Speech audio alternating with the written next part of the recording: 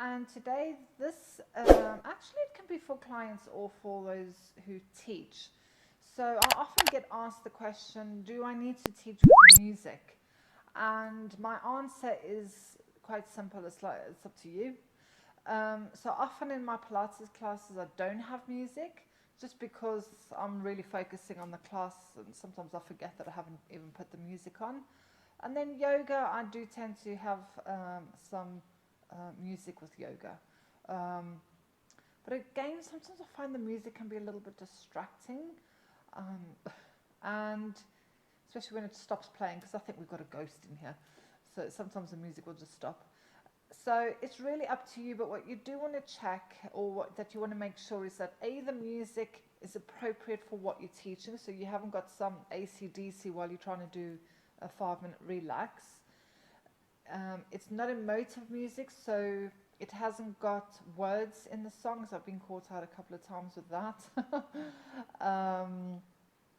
And the music helps the class for that part. So let's say, for example, you're doing a warm-up, then maybe the music starts off soft just to give people a chance to get into the room, and then maybe it speeds up a little bit.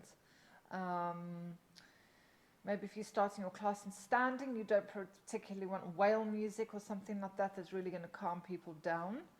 Maybe if you've got some, the middle of your class, or if you're teaching VINYASA, you might want a bit of more upbeat to get people moving.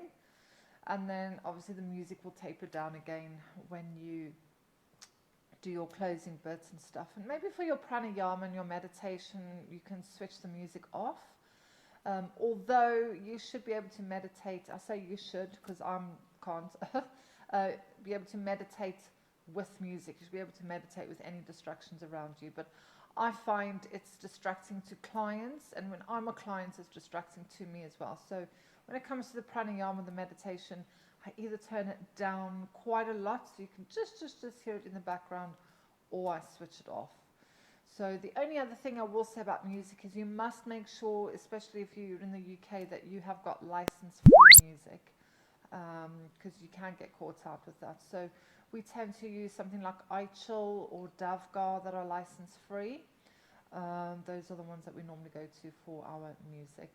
So I hope that was helpful. At the end of the day, it's your choice. Give it a go in class.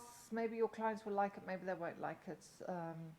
It's just one of those things. And like I said, some days I think, oh yeah, I feel a bit more calmer today, relaxed, and I will put some music on in the Pilates. But like I said, over the last year, I would say we've started using music less and less and less. So I hope that helps. If you're a teacher, let us know if you use music. If you're a client, do you like music? Don't you like music? Let's see what you all think. And then maybe the teachers around can be more accommodating to clients' needs, although it is very hard to keep everyone happy. But that is my take on whether or not to play music. So love you lots, take care, and I'll see you in the next video. Don't forget to subscribe. Bye!